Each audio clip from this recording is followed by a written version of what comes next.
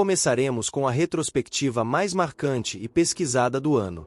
Domingo, 4 de agosto, o Brasil foi surpreendido com a notícia da morte de Daniel Mastral. Encontrado sem vida em uma área de mata na Aldeia da Serra, em Barueri, São Paulo, o caso foi registrado como suicídio. Moradores próximos relataram ter ouvido um estampido antes do corpo ser descoberto, com um ferimento na cabeça. Mas quem foi Daniel Mastral e o que tornou sua trajetória tão singular? Mastral ficou conhecido por sua história de superação. Ex-satanista, ele narrou com detalhes o que o levou a abandonar o satanismo durante uma entrevista no canal Na Real, de Bruno de Simone, no YouTube. Entre os momentos mais marcantes, ele confessou: ia ter que matar uma criança. Eu já tinha ouvido falar disso, mas nunca tinha presenciado. Sou incapaz de matar um bicho, um animal, um passarinho. E eu ia ter que matar uma criança. Outro ponto decisivo aconteceu quando Daniel, incentivado por sua então namorada evangélica, visitou uma igreja. Lá, ele vivenciou algo transformador. Havia um grupo fazendo uma adoração genuína, verdadeira. Não era show, não era espetáculo. A adoração me derrubou no chão. Eu desmaiei, perdi a consciência. Apesar do impacto, seus superiores insistiam que ele precisava concluir o sacrifício. A tensão aumentou quando Daniel começou a se envolver diretamente com forças opostas. Ele tentou realizar feitiços contra um pastor que desejava conversar com ele. Mesmo lançando rituais poderosos, nada parecia afetar o religioso. Daniel relembrou: fiz um feitiço para matá-lo. Ele bateu o carro, mas saiu ileso. Fiquei indignado. Quando finalmente fui encontrá-lo, percebi que não podia tocá-lo. Era como se uma força superior o protegesse. Esse encontro culminou em um momento que mudou sua vida para sempre. O pastor orou por ele, e Daniel descreveu a experiência como um exorcismo. Ele fechou a porta e só lembro de uma mão vindo na minha direção. Depois da oração, senti uma paz e alegria que nunca tinha experimentado. Eu desconhecia o que era tranquilidade. A partir daí, sua vida tomou outro rumo. Daniel encontrou na fé um novo propósito, mas não sem desafios. Ele enfrentou ameaças e precisou negociar sua saída da seita para preservar sua vida. Combinei que não revelaria os segredos deles, e em troca, seria esquecido. Infelizmente, Daniel também carregava cicatrizes pessoais. Em 2021, sua esposa, Isabela Mastral, faleceu de um infarto aos 52 anos. Anos antes, em 2018, seu filho Micael, de apenas 15 anos, tirou a própria vida durante uma grave crise de depressão. Mesmo diante de tantas adversidades, Daniel Mastral deixou um legado. Autor de mais de 30 livros, presença frequente em podcasts e palestras, ele acumulava mais de 780 mil inscritos no YouTube e 300 mil seguidores no Instagram. Sua jornada foi marcada pela superação, pela fé e por uma mensagem que impactou milhares de vidas. Daniel Mastral não foi apenas um escritor, foi um homem que transformou sua dor em ensinamento, e sua luta espiritual em inspiração para muitos. 2024 foi um ano histórico para Donald Trump, marcado por desafios, superação e uma vitória decisiva. O ex-presidente dos Estados Unidos iniciou o ano enfrentando ameaças, como o atentado em um comício na Pensilvânia, onde foi atingido de raspão na orelha. Mesmo diante do perigo, Trump mostrou resiliência e seguiu firme em sua campanha. Outro momento crítico aconteceu em julho, quando Trump foi alvo de um ataque em um campo de golfe na Flórida. Tiros foram disparados próximos ao local, mas ele foi protegido rapidamente pelo serviço secreto. Nunca irei me render, declarou Trump, reafirmando sua determinação e força em meio aos desafios. A grande reviravolta veio no final do ano, quando Donald Trump conquistou a presidência dos Estados Unidos, marcando seu retorno ao comando do país. Sua vitória representou um marco na política norte-americana, reacendendo debates e consolidando seu papel como uma figura central e polarizadora no cenário global. Com sua volta à Casa Branca, Trump encerrou 2024 como um dos líderes mais comentados e influentes do mundo, definindo os rumos da política para os próximos anos. Tivemos as musas das Olimpíadas conquistando elogios por seu desempenho dentro e fora das disputas, fazendo um grande sucesso. Essas atletas de alto desempenho não deixaram de cuidar de sua beleza para se tornarem atletas. Pelo contrário, cuidam cada vez mais de sua aparência, seja do rosto ou do corpo. Seja com medalhas ou sem medalhas, As musas das Olimpíadas de Paris 2024 dispensam comentários. Todas eleitas as mais belas e acima de tudo as mais talentosas do mundo. Será que todas elas poderiam facilmente ser modelos em vez de atletas? Deixe sua opinião nos comentários. No Irã, uma estudante universitária tirou a roupa e ficou apenas de roupa íntima no pátio da universidade, gerando revolta nas autoridades iranianas. E nas mulheres conservadoras que andam todas tapadas de preto. As mulheres ficaram desesperadas andando de um lado para o outro, enquanto temem pela vida da jovem que protestou por não poder mostrar o cabelo em público, e muito menos usar biquínis ou bermudas e shorts.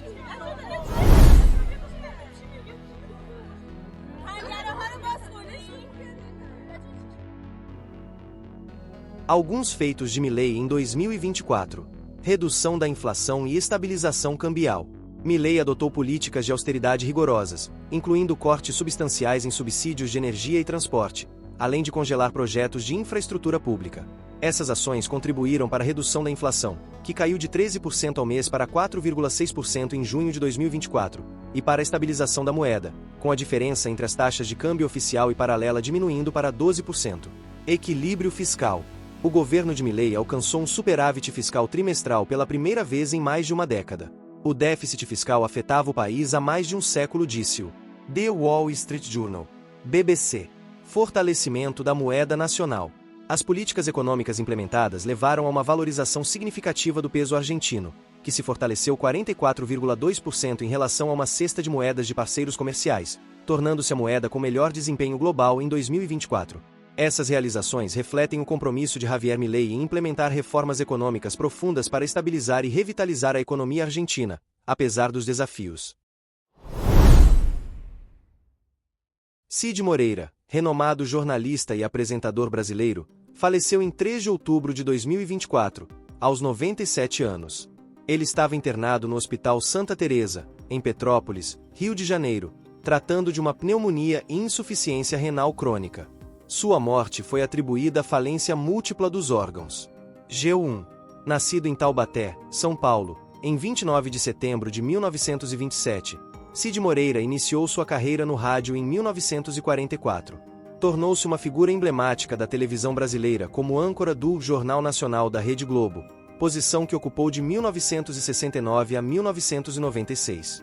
Sua voz grave e marcante tornou-se inconfundível para o público. Um homem de 33 anos, acusado de atear fogo em uma mulher dentro de um vagão do metrô de Nova York, está ilegalmente nos Estados Unidos após ter sido deportado anteriormente, segundo informações do New York Post. Sebastián Zapeta Calil, originário da Guatemala, enfrenta acusações de assassinato e incêndio criminoso de primeiro grau, após o ocorrido no trem F, no Brooklyn, por volta das 7h30 da manhã de domingo, de acordo com a polícia. Zapeta Calil foi fotografado ao ser escoltado para fora do prédio do 60º distrito do NYPD em Coney Island na tarde de segunda-feira. A vítima, ainda não identificada, foi brutalmente atacada enquanto dormia dentro do vagão. Em imagens perturbadoras, é possível ver o suspeito sentado na plataforma da estação Stilwell Avenue, assistindo a mulher ser consumida pelas chamas que ele mesmo provocou.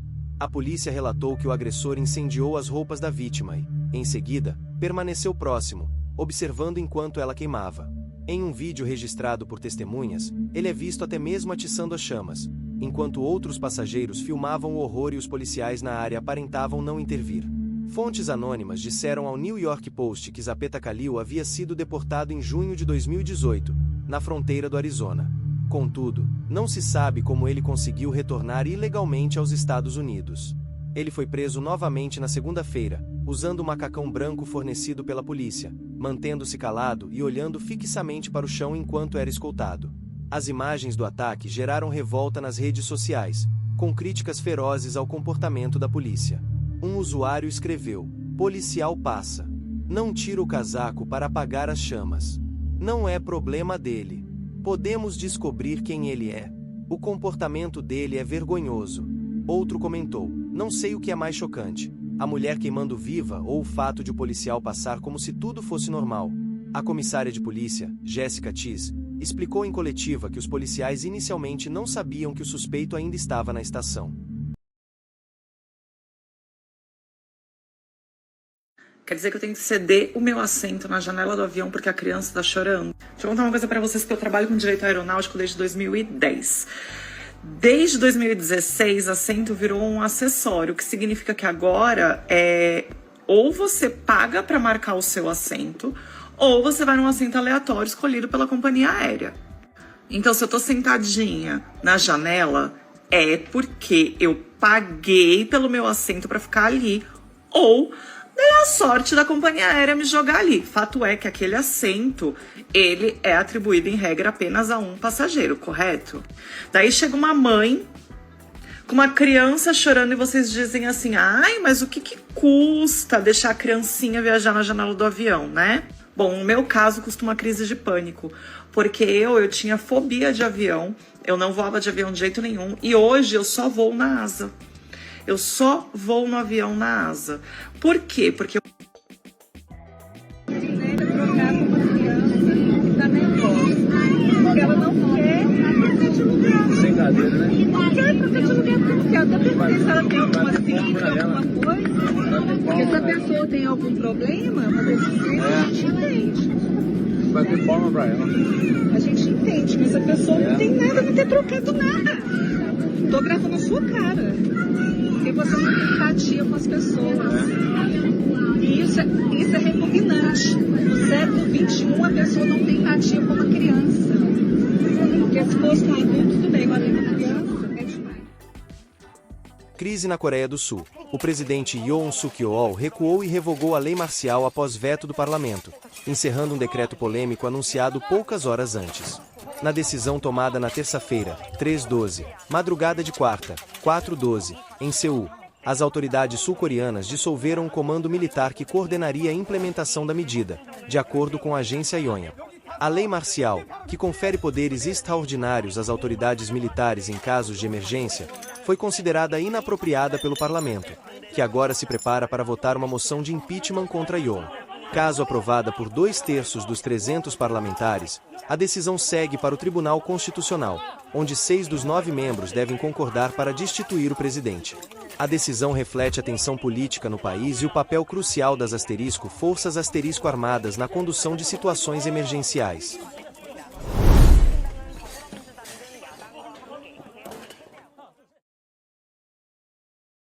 Um incêndio atingiu o shopping Diamond Mall em Belo Horizonte, levando à evacuação do local. Felizmente, não houve feridos, mas o fogo danificou arquivos na área recém-inaugurada. As primeiras investigações apontam que o incidente pode ter sido causado por um curto-circuito. Apesar do ocorrido, não houve grandes consequências, e o shopping já voltou a funcionar normalmente. Ontem ninguém saiu, minha filha. Ali é a porta de saída.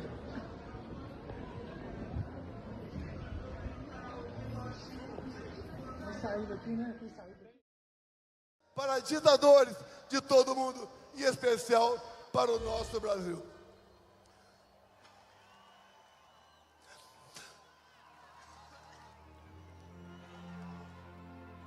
Não existe satisfação melhor do que ser bem recebido por todos vocês.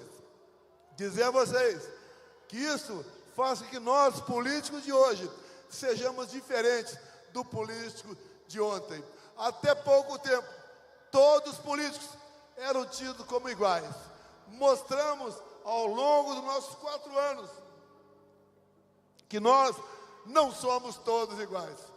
Ao longo do meu mandato, indo para o encerramento, nós voltamos a acreditar no nosso país. Voltamos a conhecer o que é cada poder da República, o que é o poder executivo, o que é o poder legislativo e o que é o Supremo Tribunal Federal. Dizer a vocês que voltamos a vestir o verde e amarelo com orgulho, a cantar o hino nacional com emoção, a dar valor à nossa família, a conhecer realmente quais são as potencialidades do nosso Brasil.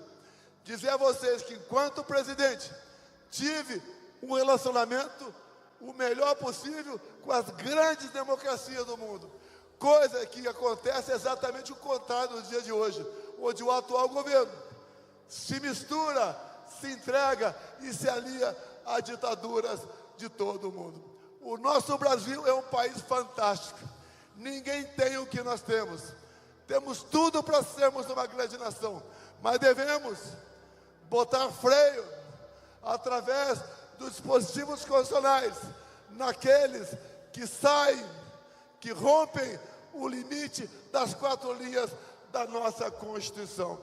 E eu espero que o Senado Federal bote um freio em Alexandre de Moraes, esse ditador que faz mais mal ao Brasil que o próprio Luiz Inácio Lula da Silva. Acreditemos no Brasil, acreditemos no nosso futuro. E eu agradeço a presença de todos vocês aqui nessa data. Isso nos dá esperança para continuarmos lutando e fazendo com que o Brasil volte à normalidade num rápido espaço de tempo. A todos da Paulista, de São Paulo e do Brasil, meu muito obrigado a todos vocês. Momentos como este são ímpares em nossa vida. Obrigado, Malafaia, Tarcísio, Schallenberg. Obrigado, Nicolas. Obrigado, Gaia, Magno Malta, Eduardo Bolsonaro. Muito obrigado a todos vocês. O Brasil é nosso. O Brasil será livre. Brasil acima de tudo. Brasil acima de tudo.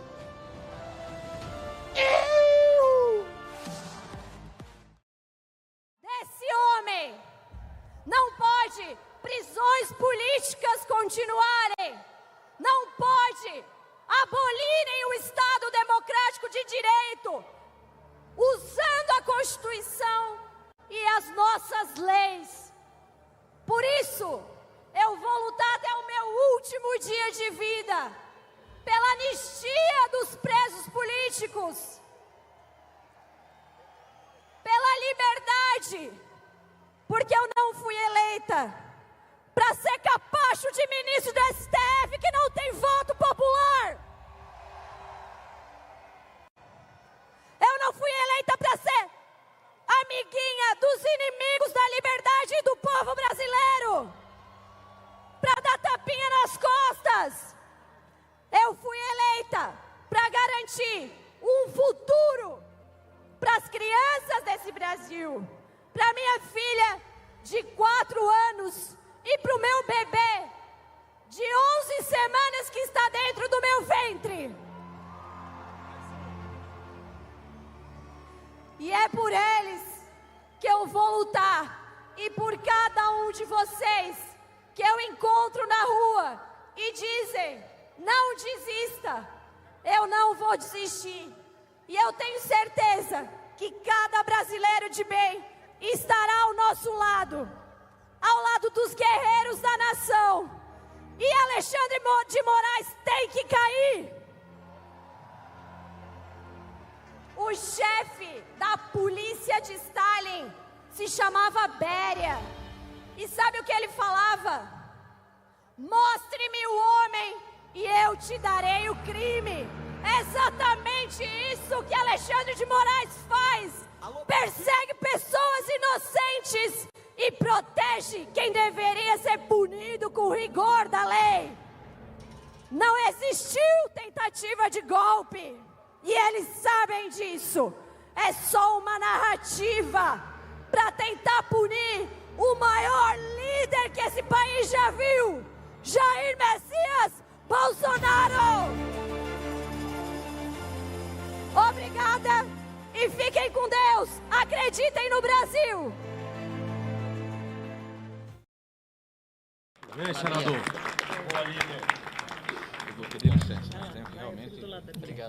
Boa tarde a todos. Os senhores se lembram como tudo começou? Começou com um inquérito contra uma revista, a revista Cruzoé, que ousou fazer uma denúncia que poderia atingir, que atingia membros do Supremo Tribunal Federal. Quando o Supremo Tribunal Federal criou esse inquérito ilegal, inconstitucional, baseado num artigo do regimento interno que a procuradora-geral, à época, disse que não havia sido recepcionado pela Constituição e que permitiria que o Supremo abrisse inquérito contra crimes, em razão de crimes cometidos no âmbito, dentro do Supremo Tribunal Federal, que pudesse ameaçar os seus ministros, né? Quando ela já havia dito que esse artigo não foi recepcionado pela Constituição de 88, toda a imprensa se voltou contra essa decisão, porque atingia um veículo da imprensa. E sabe o que nós fizemos? Nós que estamos aqui, parlamentares, muitos à época nem eram os parlamentares, muitos eram ativistas, cidadãos, nós nos manifestamos contra aquele inquérito, que então era voltado contra um veículo da imprensa. E nós defendemos a imprensa. Nós defendemos a liberdade da imprensa. Como a reação por parte da imprensa e da sociedade foi grande, eles recuaram, mas não encerraram o inquérito. Eles aproveitaram aquele inquérito e miraram o inquérito, então, em parlamentares. Foi assim que esse inquérito, que já dura quase 2.000 dias, mais de 1.800 dias, perdura, né? Perdura até hoje, com a complacência daqueles que deveriam se manifestar a favor da liberdade de expressão. Aqueles que sofreram um princípio de perseguição e foram defendidos pela sociedade e pelos parlamentares e pelas pessoas que hoje são vítimas desse mesmo inquérito. Portanto, eu me dirijo aqui, em primeiro lugar, à imprensa. Vocês precisam fazer o seu papel. A imprensa, ela é um poder muito grande. E a imprensa, ela pode ajudar a salvar, isso sim, a democracia.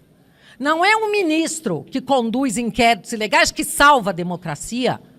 A sociedade, a imprensa tem meios de ação para salvar, ajudar a salvar e preservar a democracia. Então, faço um apelo à imprensa, que abra os olhos, porque vocês já foram alvo, e muitos de vocês já começam a ser alvo novamente. Folha de São Paulo ali, um Estadão aqui, alguma crítica, uma matéria que tem que ser derrubada, um jornalista que tem que ser calado, e eu estou falando só da grande mídia. Não estou falando dos jornalistas que estão perseguidos fora do país, que estão exilados, buscando proteção em países onde a democracia ainda existe e em que direitos e garantias fundamentais ainda são respeitados. Então, eu quero dizer que esse inquérito, ele precisa ser aberto, o sigilo precisa ser levantado, porque nós, por meio até dos nossos advogados, não temos acesso a esses inquéritos. Até no meu caso, meus advogados têm acesso a partes do inquérito que dizem respeito apenas ao meu nome.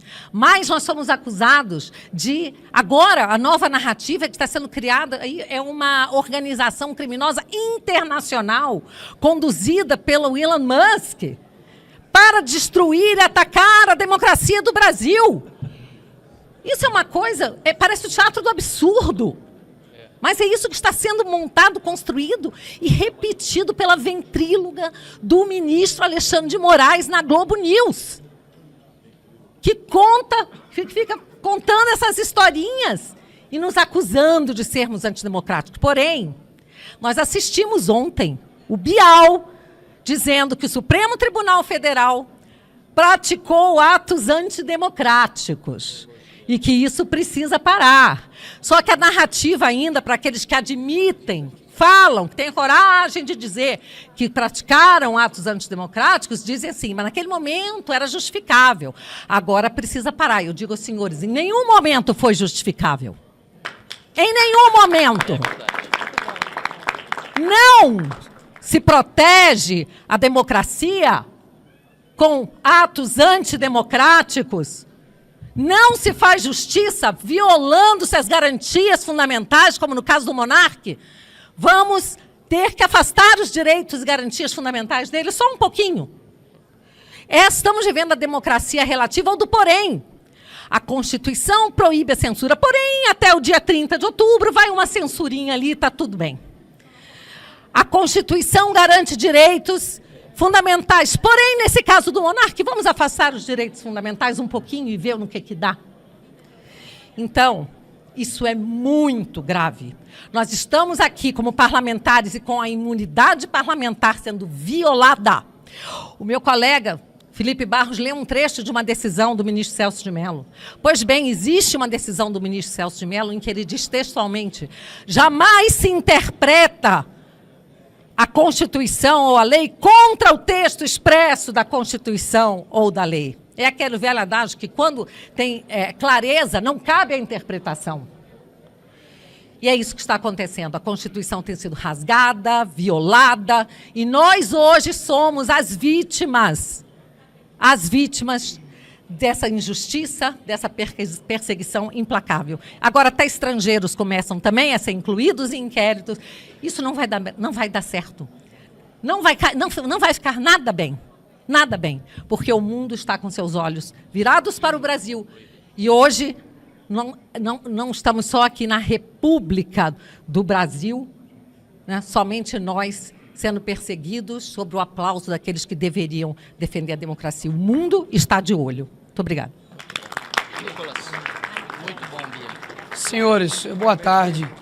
Eu quero dar continuidade aqui aos esclarecimentos, mas ao povo brasileiro. O que está acontecendo? Nós, parlamentares, somos assegurados pela Constituição Federal, pela nossa imunidade parlamentar no artigo 53. E nós temos o ex-líder da oposição tendo busca e apreensão na sua casa por uma foto adulterada. Nós temos aqui o deputado Ottoni, que tem 4 anos que não tem acesso ao seu processo. Eu, até hoje, não sei o porquê, porque eu também não tenho acesso ao processo, do porquê minhas redes sociais, logo após as eleições presidenciais, também foi bloqueado. Ou seja, a mira está em nós, mas o alvo são vocês.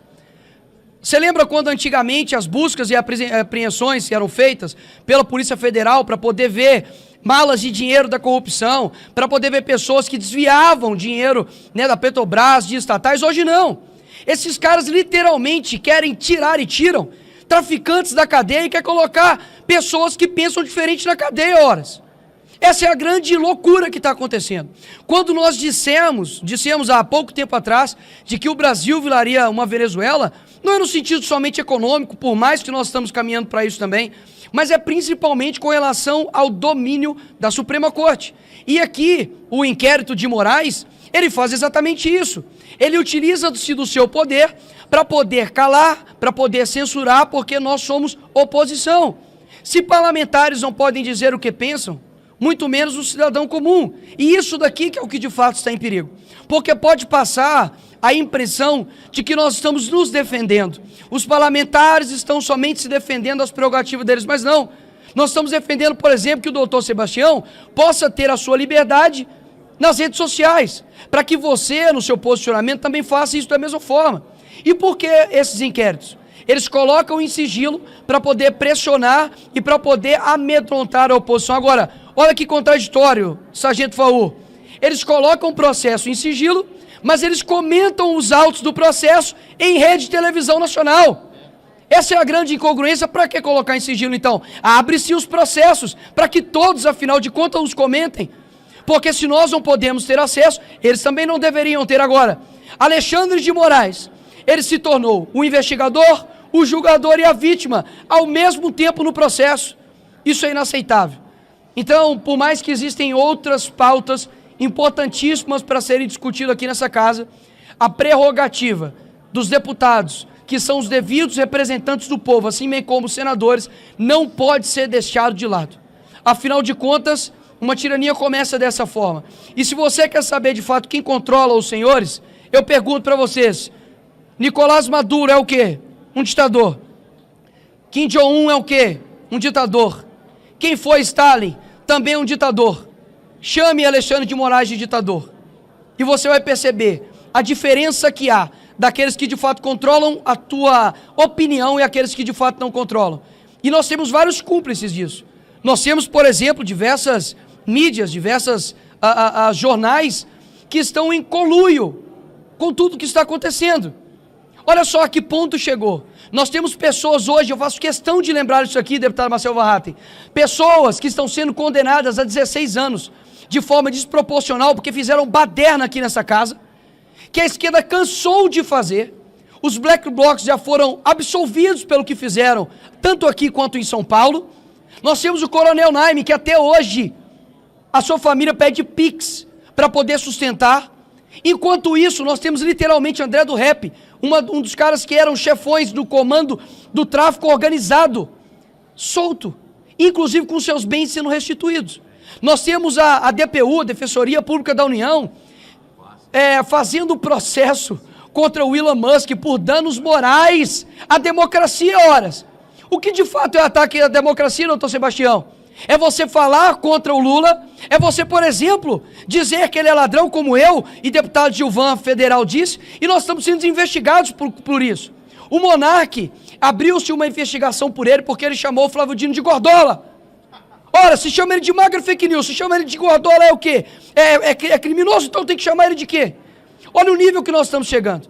Então, quando nós colocamos isso daqui, é algo muito sério. Nós estamos clamando para que não somente as pessoas que já concordam conosco, mas para que os demais, presidente dessa casa, presidente Rodrigo Pacheco, e como mineira que eu peço desculpas, a omissão do presidente do Congresso, porque o que está acontecendo hoje é muito por conta da omissão, da frouxidão, da covardia de um homem chamado Rodrigo Pacheco. E eu tenho zero medo de dizer isso aqui.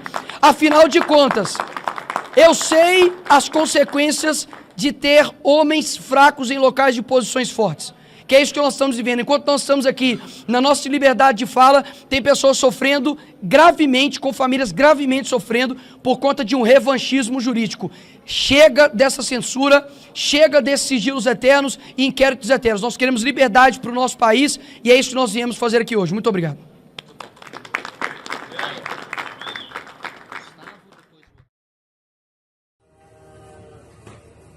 E aí, gostou da nossa retrospectiva de 2024? Se sim, não se esqueça de deixar aquele like que ajuda muito o canal a crescer. E claro, se ainda não é inscrito, aproveita para se inscrever agora e ativar o sininho para não perder nenhum vídeo. Aqui no canal, você encontra os assuntos mais importantes sobre política, geopolítica militar, esporte, celebridades e muito mais. Compartilhe esse vídeo com seus amigos e deixe nos comentários qual foi o momento mais marcante de 2024 para você. Obrigado por assistir, e nos vemos no próximo vídeo.